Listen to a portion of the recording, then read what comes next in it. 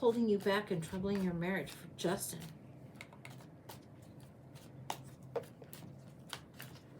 I'm getting different place and time.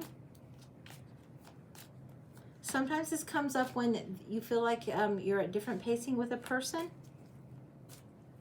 Sometimes this comes up if you've married young.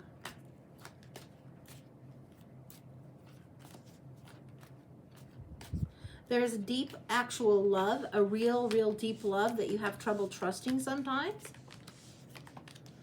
Feels like you may have gotten stung in the past, and I don't know if it's past in this life or past in the prior, like previous to this incarnation.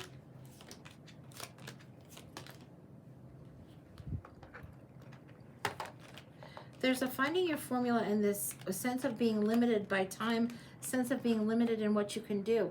And it's not as real as what you think you are. It's the challenge. You're in this mode of temperance. You're balancing out. If something's too hot or too cold or too hot or too cold, you got to get it just right. You're having this Goldilocks science experiment. You have to figure out the right temperature, the exact right temperature, the exact right formula for you. You don't know which ingredients. You don't know exactly what temperature, but you have to try different things. You have to take the limits off of old beliefs of something. Now, it feels like there was treachery afoot in a previous time. It feels like somebody kind of ripped you off, stole from you, took from you. You didn't cover your ass and protect what was important to you previously. So now when there's turbulence or maybe a little excess drama, it makes you feel unsteady, ungrounded, uncertain. Six of Swords. You really are leaving the rough waters for smooth. You're not in the boat all by yourself. This is showing it as an airship more than anything else. But it's like, there's somebody else in the boat right there with you, navigating alongside with you, right there with you. Don't rely on only your own sense of vision. Your only view is not, your view is not the only thing. If somebody else yields knowledge, just like Phil might ask me on grammar, or just he might be driving and I'm like, hey, there's the exit, blah, blah, blah. Rely on your person to help you. There's big love being offered. The High Priestess energy, spiritual growth here, unfolding. Just because the High Priestess is a priestess doesn't mean that we don't have High Priestess moments. High Priestess is representing the feminine element, but we all have feminine and masculine within us. So your spiritual growth that's unfolding, it's unfolding from within. It's not going to be in a book for you right yet. This is something unfolding around you, in the environment around you, and from within. It's not in the environment in a book. It's in the environment because it's in here and it can't help but come outward. Recent past to completion of a certain thing, like you are done with that, complete, lesson over. 9 coming in the near future, and this is giving me shades of September, but this guy's walking over the junkyard. Now, we show him this very specific hermit. This isn't in every hermit card. In this one, he's walking over all these junk of gears and Wizmos and whatever you want to call it, all of this stuff, this pile of stuff, and he's having to walk right over the top of it. It doesn't mean he might not reach down and pick up something that he needs to take, but it doesn't mean everything there needs to be taken. There's a sense of discernment. He's following his own divine inner spark and going for this higher lesson. It's a climb. It's Dark Night of the Soul energy. Now, here we have in the environment around you, wish fulfilled. This very welcoming barmaid here. Everything that you could ever want from the hostess with the mostess right there. The happy ever after ending right following it. This is rich as far as marriage and application goes. This is great. You have somebody that really does want to have your back. They want to have you in their world. They're not going to tolerate you being a complete and utter idiot, but most times you're not. You're just a little bit baffled right now. There's something that is this thing where you feel like you've got sold a little bit short and you're a little bit stuck. You're not as stuck as you think you are. The death of the ego comes up here. Time to move on. Let the ego stay pinned down and let the man rise. King of Swords. 3-month period of time where things are going to shift. You'll have more strategic stuff going on. You're going to think about it not just in the emotional way, because there is plenty of emotion overflow and drama, but you're going to think calculated. Month 1, month 2, month 3. This is making a strategy, making a plan. It's like the chess player, okay? And then the Empress right by the side of the King of Swords. It's a beautiful thing to see because she's receptive to things. She knows how to take care of what needs to be taken care of at what stage. If you think of pregnant women, if they're craving a certain something, they need that certain something, even if they don't know why they need it. If they need extra rest, then they're going to just take the extra rest and sleep like a motherfucker for a while. Then that second trimester, they're going to be up and doing as much as they can. Third trimester, they're all nesting and trying to prepare and freaked out, right? They know certain stages. You're getting clued in about certain stages with the divine feminine energy.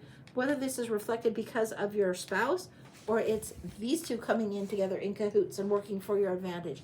It's working for your advantage, for receptive energy, for you to be less emotionally constipated than you have been in the past. Less emotionally stuck, I don't know. It's okay to explore things, to feel things, and to let things flow through. 3 of Cups over here. Being celebrated, not tolerated, realizing the deep level of appreciation that's around you. A new start is right there in the Knight of Cups. This is you questing for the Grail for yourself. This one doesn't even have the horse with her. She's taking a sauntering type of way of questing for the Grail. She's taking her time to do it. She's not going to be really worrying about somebody coming in sweeping them off their feet. It doesn't look the way that romance looks in movies. It doesn't look that way for women. It doesn't look that way for men. It looks very, very different. It looks at a way that you are glad to see the other person. They're glad to see you. Something jives really, really good. You get each other and you've got each other. Okay? Anything else going forward here? There's repair work to be done. If somebody has stabbed a big hole in this airship balloon, somebody else better have a thread and needle and start mending faster. You're going down, right? The difficult waters have been done. The wounding, the damage has been done.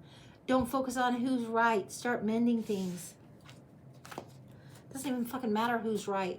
You can be, both of you can be less assholes, right? Who can't be a little bit less of an asshole? Even I can be a little less of an asshole. There's a new way of doing it.